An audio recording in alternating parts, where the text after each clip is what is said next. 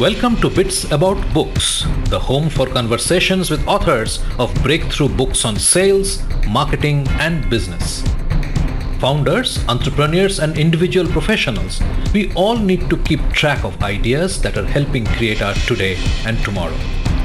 Bits About Books will strive to find those books and speak to their authors, go behind the scenes and understand what inspired the authors to write the books that they did and how they went about doing so. Through our conversations, we hope to gain insights that will help us to get the most out of our efforts. I'm your host Shubhanjan Sarkar, founder of PitchLink, the next generation buyer-seller engagement platform where our mission is to make buying easy. Welcome to Bits About Books. Thank you for your time and for joining us in this session. I have a favor to ask. While you continue to listen to the podcast, please leave a comment or rating at iTunes or wherever else you get your podcasts from. I personally look at each comment and will give you a shout out to each of you in our following episodes. It means a lot to hear from you. Today we have with us Ramli John, the Managing Director at Product Led and author of the bestseller Led Onboarding. Yeah, there's many things that people are getting. First of all, they think it's the product team's job. Is that it often misses a lot of things that happens before a user signs up. Think about the positioning and messaging. Imagine if you sign up, imagine if you sign up for an app and you thought that you read the website, the email from the marketing team, and you thought it was a bookkeeping tool. You get into the app, and then it's actually a project management tool. There's no onboarding from the product that can save that experience just because there's a disconnect between the promise made with the promise experience. If that's true, then marketing and sales have to be involved in the onboarding experience, improving that experience, as well as customer success. I mean, once users have experienced that the product's value, it doesn't stop there. You need a team that what do you do when a user calls customer success or support? What does that look like? Is the baton passed well? Like if you think about it like a relay, where teams fall is one person just runs with a baton and they don't pass it well to the next team. And when you don't have that seamless customer journey experience for users, people drop off, users drop off, and that's when the cracks fall through it in the onboarding experience. Ramli John is the Managing Director at Product Led, where he works with companies like Mixpanel, Microsoft, Ubisoft to accelerate their growth by improving their user onboarding.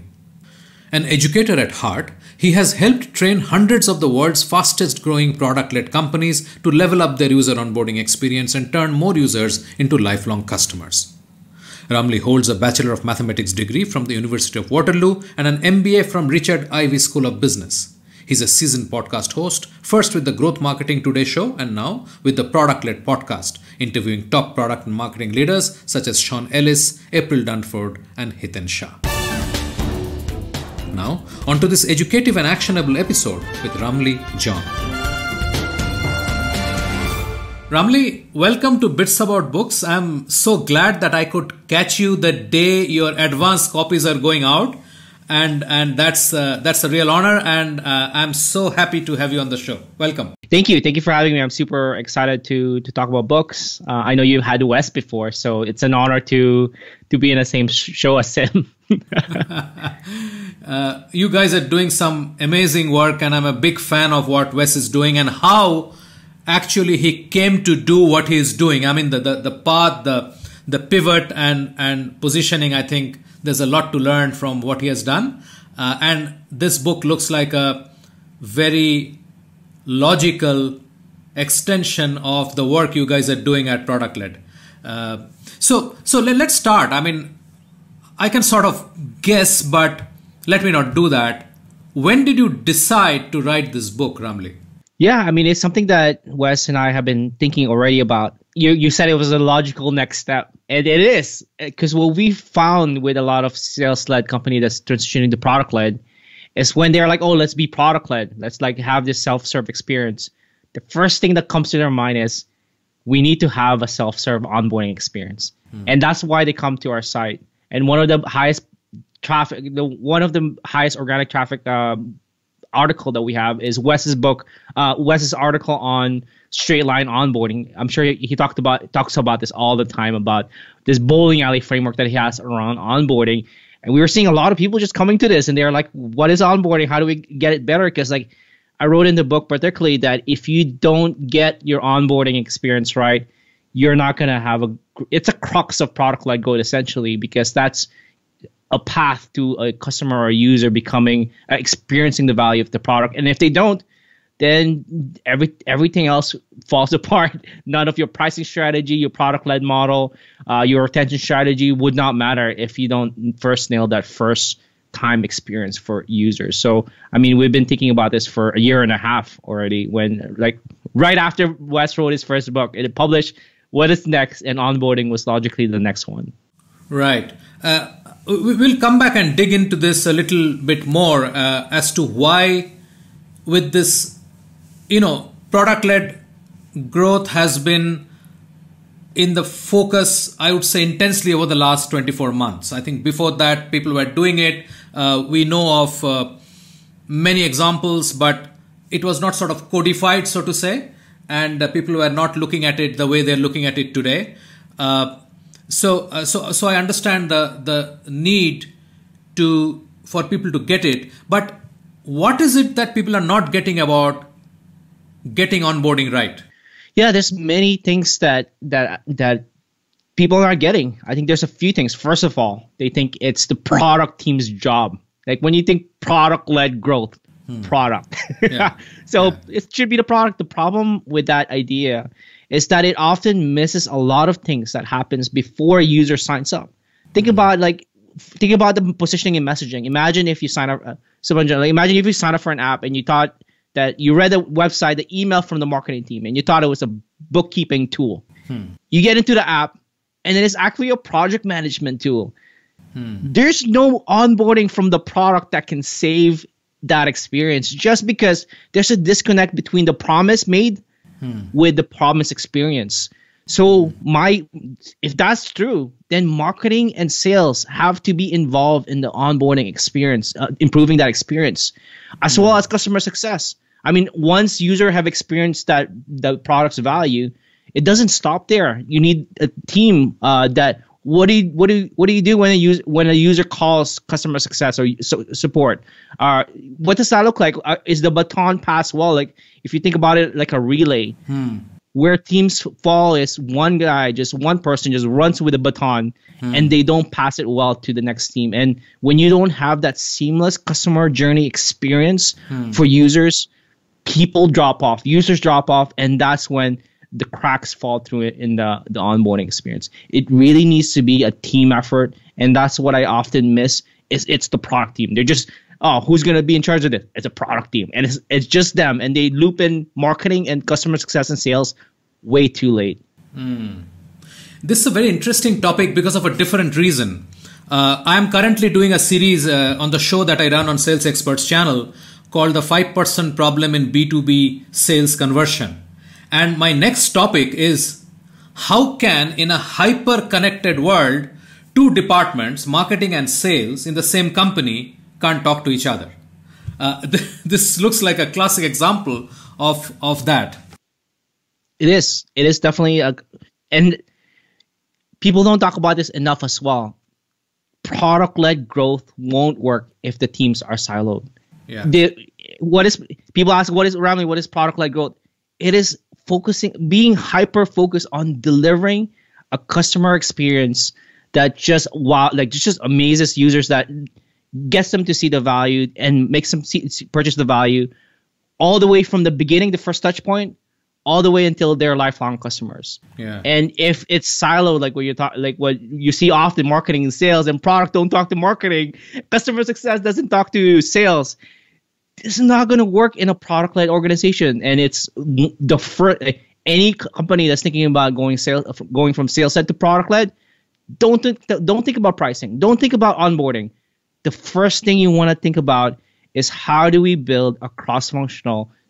It could be a small team, a tiger team, or a task force, a cross-functional team that will run product-led growth for our team. And they'll prove this out because it needs to prove out that it does take a team. It takes a village to raise a product-led business. And that's one thing that Wes and I say all the time now. Wonderful. So let's sort of double back to 1.5 years back when you said that we need to write this book. What happened next? I mean, how did you begin? When did you begin writing this book? Yeah, I mean, the good thing that we did, and it's something that now I've talked to Rob Fitzpatrick. He wrote the book, The Mom Test, and April Dunford. She wrote the book, Obviously Awesome. If people are thinking about writing a book, don't write it. Teach it. The first thing you want to do is teach it, and that's what we did. We taught it. We taught a onboarding program, and the beauty about teaching it live on cohort with people is you're testing out material. You're A/B testing what analogies work, what stories connect with people. And when you write it on a piece of paper and it's already a book, you don't see that reaction. So that's the first thing we did. We built out this program. We taught it last year. And then based on that, Wes and I figure out, okay, this story makes sense. That story doesn't work. It doesn't really connect. Okay, that analogy and that example makes sense. That one works. After we have that, we've taught it. We've a few times in workshops, and that's when we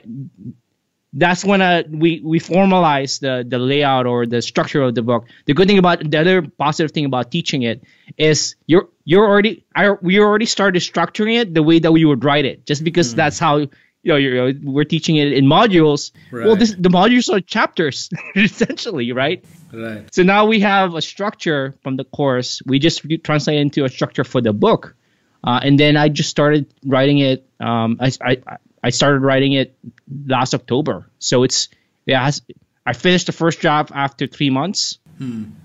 I put my head down. I just wrote it. And then after 3 months, I have the first draft.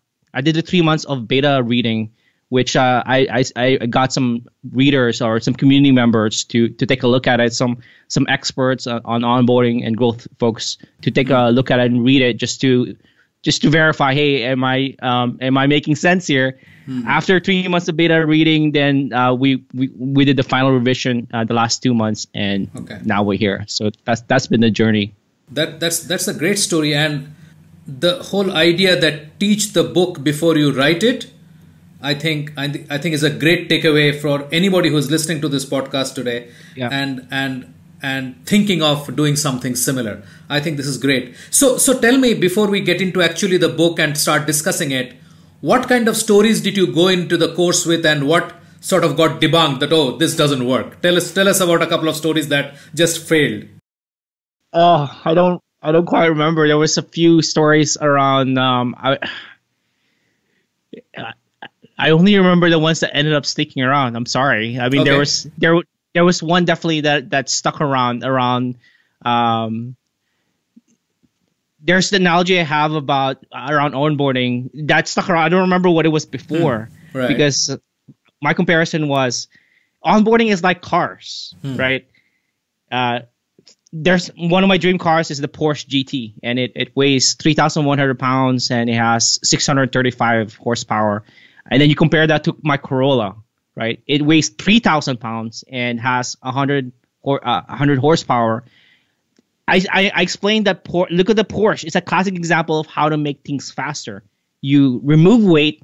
It's actually 100 pounds lighter than my Corolla, and you can increase power, and that's 6 times more power than my Corolla. And the point is, if you're looking at improving your onboarding, time is important. Like if you want to race, it's like a race with a car.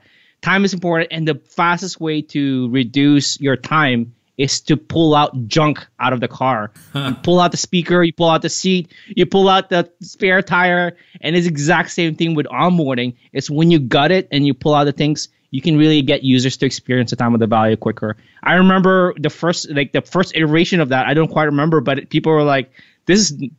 I had some feedback that's like, "This is not making sense." And that analogy with a car and pulling things out made a lot of sense, because it's people understand.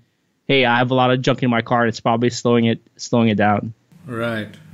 That's great. That's great. What else came out of the teaching which you were not? I mean, obviously you know the subject, right? You guys know the subject. But what else came out of the teaching which found its way into the book? Yeah, I mean, there was a lot of questions around tools. We had to add a section where we really didn't think about like, hey, around measurement. Like they were really asking about how do we measure every piece of that onboarding experience. Is Google Analytics enough?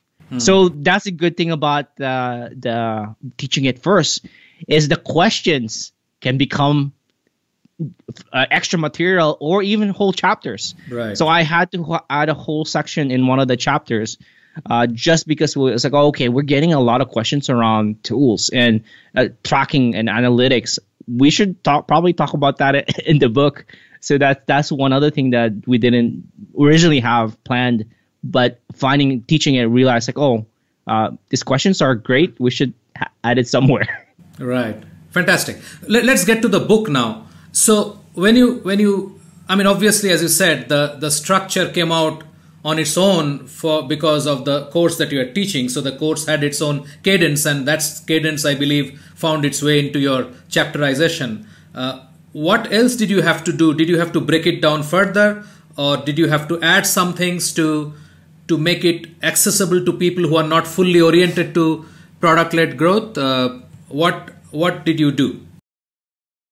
Yeah, I mean, one of the other things that we got just talking to people is that getting buy-in for onboarding, to get buy-in from executive and CEOs, hey, we need to work on the onboarding experience, is a challenge. And when we were in the course, they already had the buy-in, right? 98%, 99% of our students, their tuition is sponsored by their team, by the company. So they've already, obviously they have some kind of buy-in already from the team if they're investing in their people to go to courses.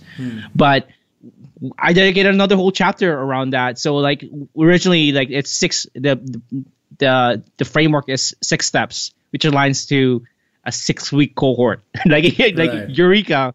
So six cohort, but then there was that extra chapter, the second chapter, describing why onboarding is the crux of product-led growth, was added because of that. Hey, the people who took this course, they already got buy-in, but there are people like that do need this.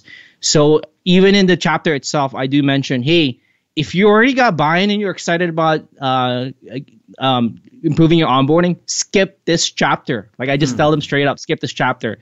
If you need proof that you want to show to your manager, to your CEO, to your executive, to your team that onboarding is super important, this is the chapter for you. I even go further. You can download this chapter for free as a PDF if you go to EUREKA-chapter-2 and give it to them. Like I literally just give the chapter away for free so that they can get buy-in from their team. So that's one other thing that I mean we had to add, just because to your question, they might be a little earlier stage in trying to get buy-in for onboarding.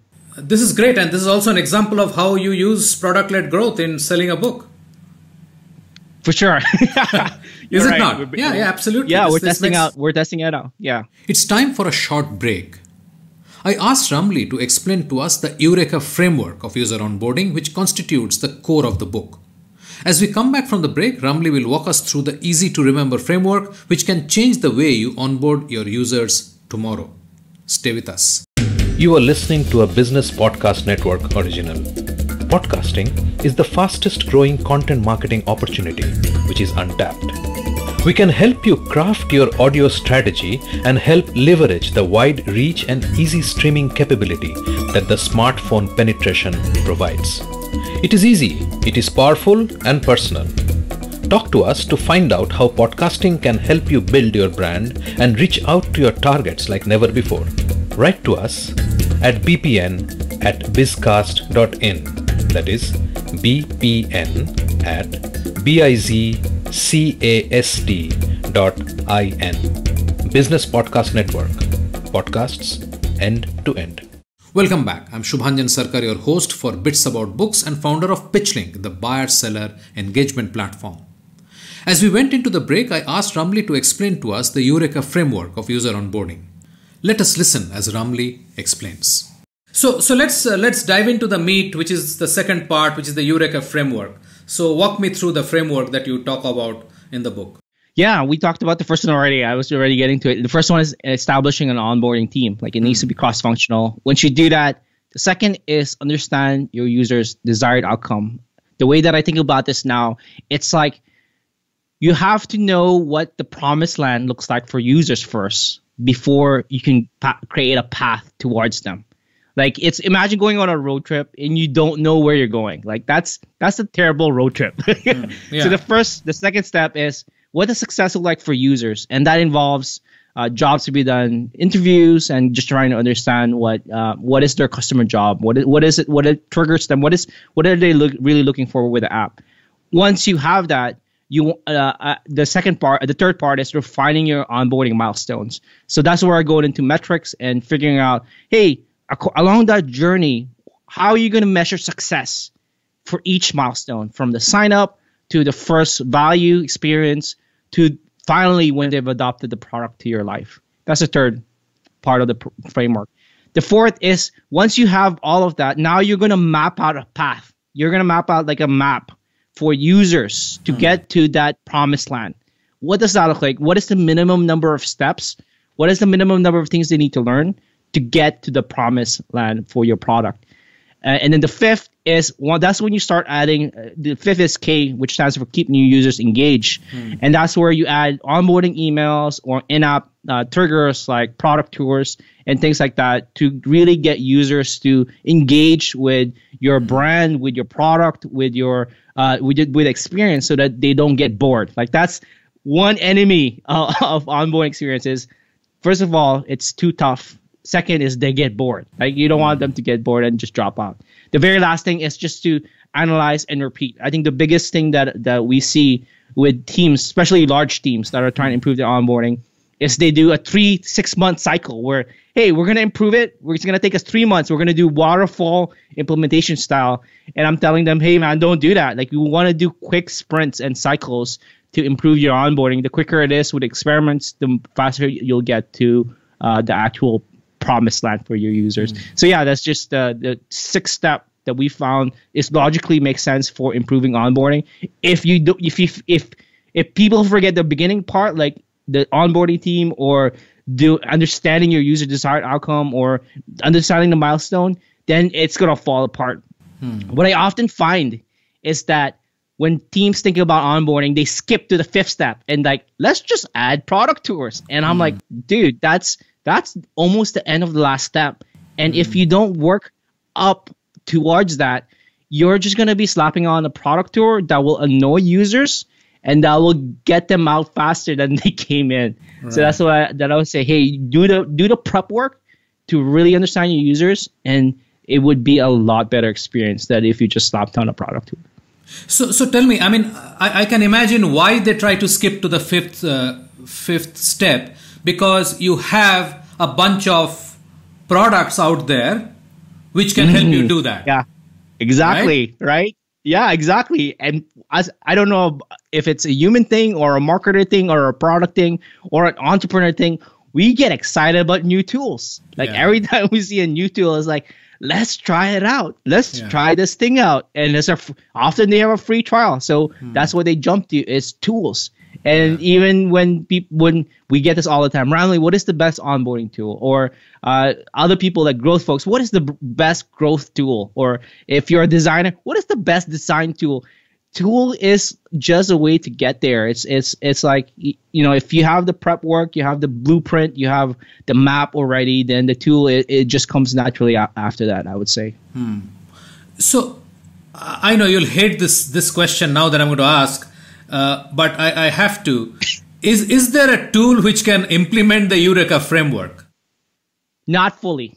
Okay. What I have heard is one that is almost a full experience from analytics to the whole experience is Pendo. Like we've heard over and over again from other teams, like, hey, we're implementing Pendo. They have the analytics. They can track every user events and help us see where users are dropping off. And they can implement product tours and guides and things like that. And that's just one thing that I've heard. I've actually not tried it before yet, but like several teams that we've talked to have mentioned Pendo. But there's other great ones. I don't want to give them like, hey, this is Ramli's getting sponsored by Pendle here. There's AppQs. There's user list for emails, for onboarding emails. There's user pilot, user flow, Chameleon as well. So there's a bunch of tools out there, and I would suggest people try it out. I mean, chances are they have free trial. Go check out what you vibe with. I think the more known ones which are related to the fifth step are things like WhatFix and WalkMe and so on and so forth. And those also have a lot of free open source tools available in that space. Like in Bootstrap, you have a bunch of those which can do the same thing. But I can sort of imagine what people are trying to do without getting into understanding users' desired outcome. That's tough. Right? And anything that is tough, we avoid. I have a product, please buy it and use it, but don't ask me to understand your outcome. That's so true. I mean, we see that all the time. Like that's exactly what we see all the time as well. It's like, hey, just try it out, and then that they don't actually drive them to that outcome, like you mentioned. It's difficult. Let's move to the last part of your book where you're talking of sales assisted user onboarding. I want to know a little more about it, because that's sort of the other side of product led onboarding, right? So So how does that find space, and where does it fit into the scheme of things? Yeah, this is something that I get excited all the time, because people ask me, hey, Ramli, what's better, sales-led or product-led onboarding? And I tell them, hey, I actually don't believe pure product-led onboarding is the best. And the data backs this actually by First Point VC. There's a guy named Thomas Tungus. He did a study of like 200 SaaS companies. And what he found in terms of trial to paid conversion is that self-serve conversion is not the best. It's actually a hybrid approach. That's when sales assist certain users who actually raise up their hands like, hey, I need help. Like, especially for tools where you need to sell up to your manager or to your executive, they need those kind of people need the help to have the resources to like, hey, I love this tool, but I don't know how to sell this to my manager and executive. Can you please help me? Like that kind of users. Or another scenario is, imagine if like classic example with Slack, where 20 or 30 or 50 people from the same organization sign up for a free account. Somebody needs to say, hey, that's a missed opportunity. Like we need to go send somebody there to ask and talk to their executive and say, hey, 50 of your employees right now have signed up for our free account. They're finding value.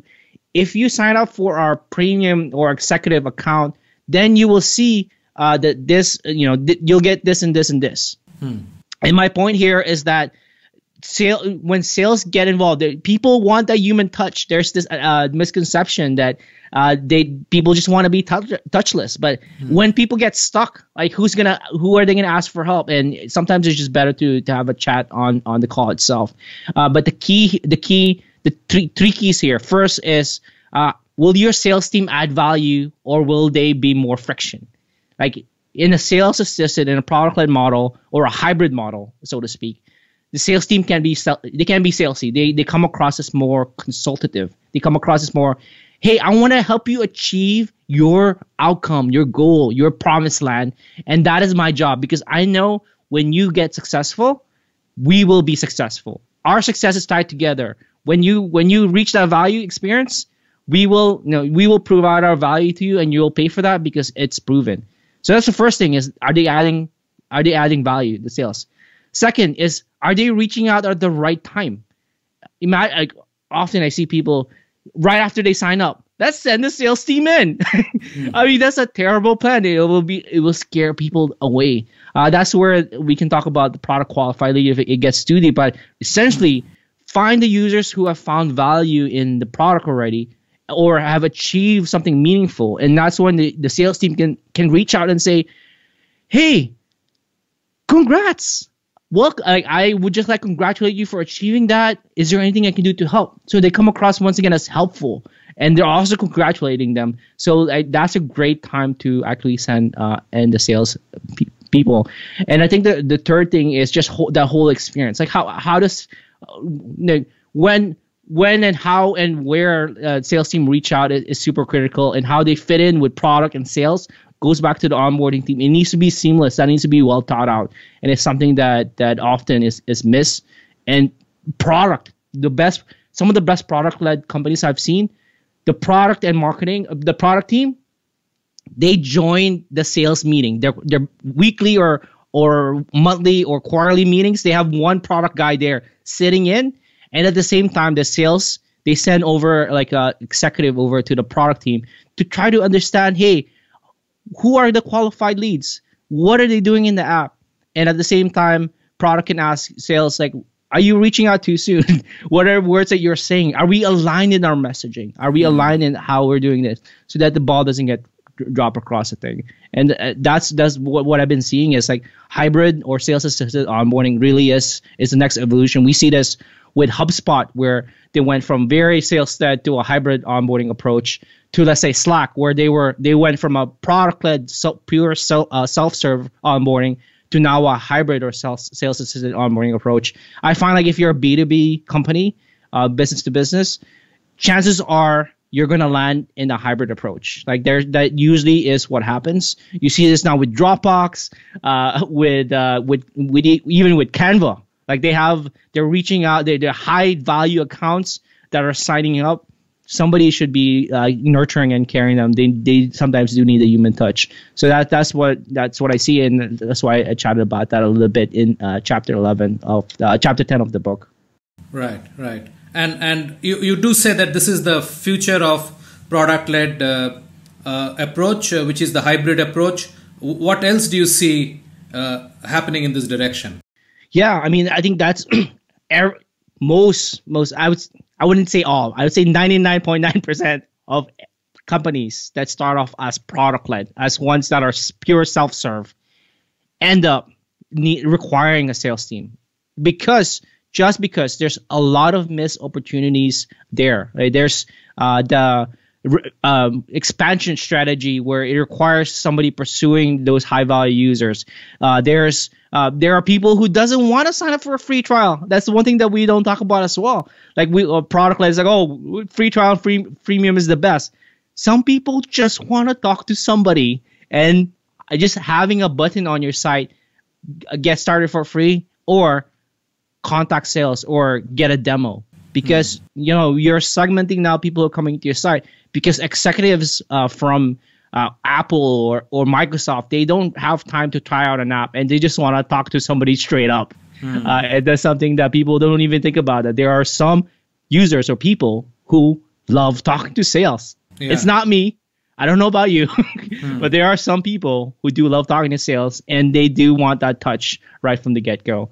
Yeah, I agree, because see, even when you look at websites, for example, there's a lot of data, but who has the time to comb through? Suppose I'm looking at a particular kind of product and there are 10 products. How many websites can I comb through to get the essence of what I want, right? Yeah. I'd rather talk to 10 salespeople or 5, the top 5. Like, just give me your 30-minute best pitch, guys. Yeah. And there are people who want to do it like that, and that's fine. And for product-led companies who don't move to that hybrid approach, you're missing out in those opportunities. Right. And it's something that I see. If you're self-serve or product-led right now, the natural evolution is to build out a sales function. In the product-led approach, the primary activity is to get somebody to sign up. So the freemium model plays a big role there to try it out, right? Yet we have these gaps in product messaging and expectation mismatch and so on and so forth. Do you see a role where products can actually say, hey, can you tell me what you want to solve? And I can tell you, I mean, we have AI, we have got natural language processing. I should be able to tell you, if you tell me in simple language, this is what I want to do with your app, I will be able to come back and tell you, you know what? We don't do that. Don't waste your time. or yes, you're in the right place. You're in the right place. Right. Do sign up. I love that. Yeah.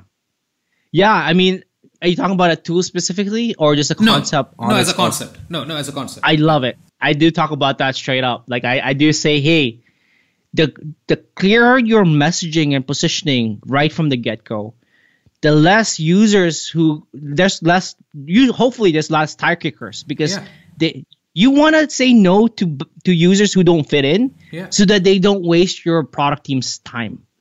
Right? Yeah.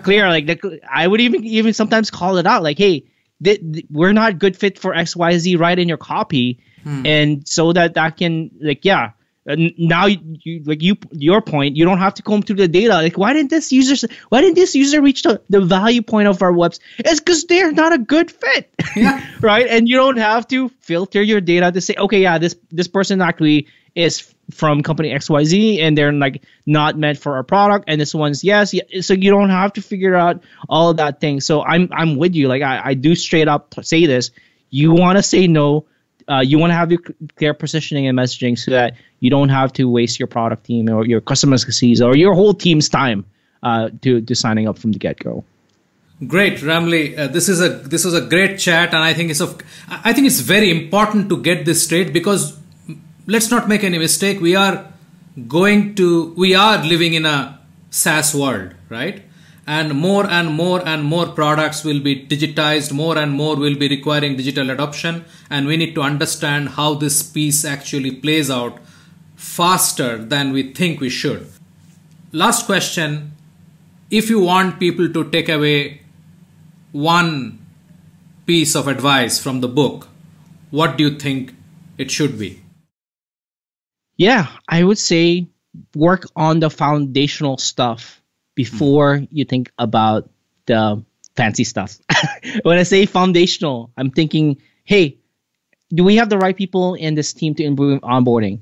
Hey, do we know what success looks like for a user? That emotional, that functional, and that social success look like for a user? Because if we don't, then we might be mapping out people to the wrong promised land or the wrong direction. Hey, do we have the right analytics in place to say where are we dropping off? What does success look like for our onboarding team? And hey, have we mapped out like the minimum path towards there? Like those foundational stuff are often, like we've seen it Wes and I have seen this time and time again, and it is often missed just because of what we talked about earlier. The principle, like we're too attracted to tools or new things or whatever it is, but we often miss that foundational. And I would say, hey, focus on that stuff first, and you will be more successful with successfully onboarding users and turning them to lifelong customers.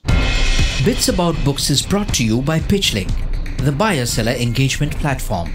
PitchLink makes buying easy by enabling high-quality engagement between buyers and sellers through its presentation and discussion modules. Sellers create customized sales narratives using sales collaterals and personal videos, and reach out to prospects through a non-intrusive, buyer-qualified engagement. PitchLink requires no installation or download and holds the entire repository of sales collaterals and buyer-seller conversations. Talk to us to know more about how you can engage with customers without intrusion. Call us on 99021 631 32. Ramli, thank you so much for joining me this morning, and I wish you all the best with the book. I'm sure, it has a lot of value for people. I'm sure it'll be discovered sooner than later, and I look forward to talking to you again. Thank you so much. I really do appreciate it. We have a fantastic lineup over the next couple of episodes with great conversations on breakthrough books with Melissa Madian and her book Enabler, I Hardly Know Her, an entertaining book on sales enablement. Brad Javens speaking on his book Agile Sales, Delivering Customer Journeys of Value and Delight, and Dr. Kevin Gazzara, author of the book Leader of Oz.